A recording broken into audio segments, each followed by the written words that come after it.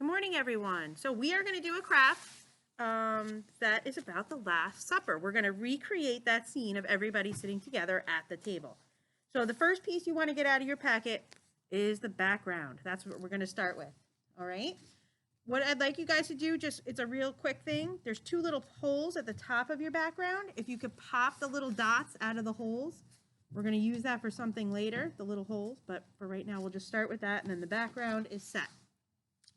The next thing we're going to do is we're going to put the table on. So this is just the top of the table. We're going to line it up with the front bottom edge of the background. All right. So if you guys want to do that, Johanna, Steven, do that first. Take the sticky off.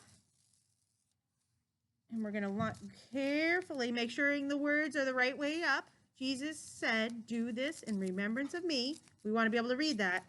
We're going to line it up with the bottom edge so it's not hanging off, getting sticky stuff all over. Oop.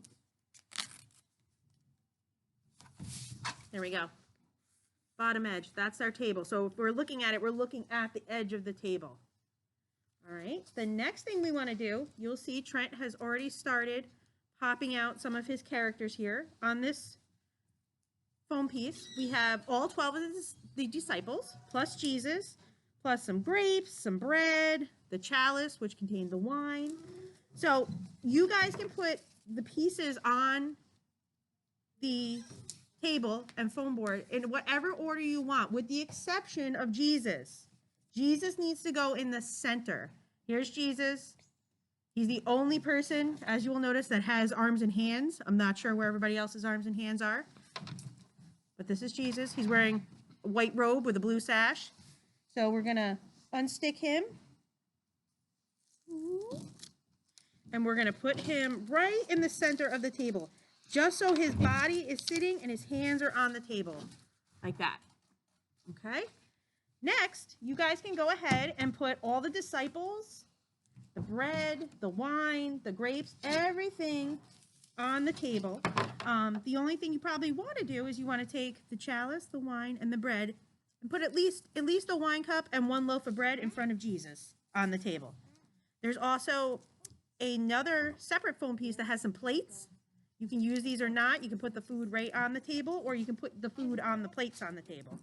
So Trent and I are going to go ahead and put the stuff on the table. The table has two color browns. It has a light brown on the bottom. That's the table edge. And then it has a darker brown on top. So you want to put all your food on the darker brown section so it looks like it's not falling off the table.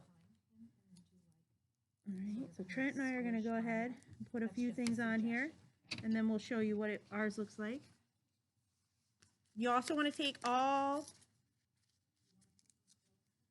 Oh, that's a good point. So we have to fit all 12 disciples on here. So you want to line them up so like one is touching the next. So start with Jesus and then put somebody right next to him. And their bottom should fit right next to the table, like that. See how I got them? They're touching. Warren, you see this? See how close they are? Okay. Go ahead, Trent. Why don't you put a couple guys on? Put him on. And you got two guys over there. So again, we're going to keep stacking them. Just whatever order you want, but you want them nice and close together. They're all friends, so they're sitting very close together. We got to get everybody on here. This will take a little bit to get everybody. You can even kind of overlap them a little bit if you want. It's up to you.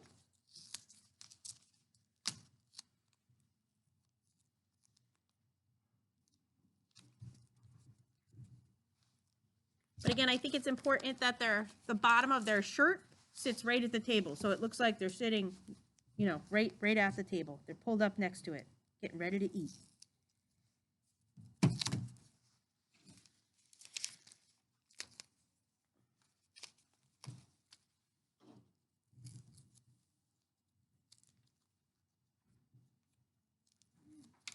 Keep going. Get them on there.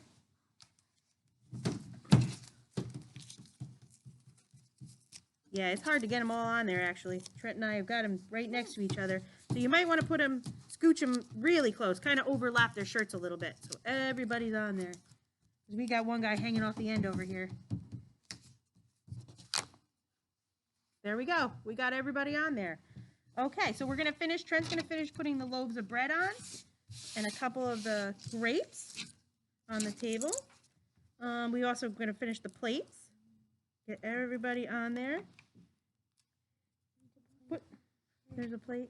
Put the grapes on the plate. Putting the loaves of bread on the plate might not work that great because the loaf of bread is bigger than the plate. But we can do that. The next thing we want to do is we want to find this piece. This says the Last Supper. We want to take this piece. We want to take the backing off, which is for some reason giving me a hard time. There we go. Pull that off.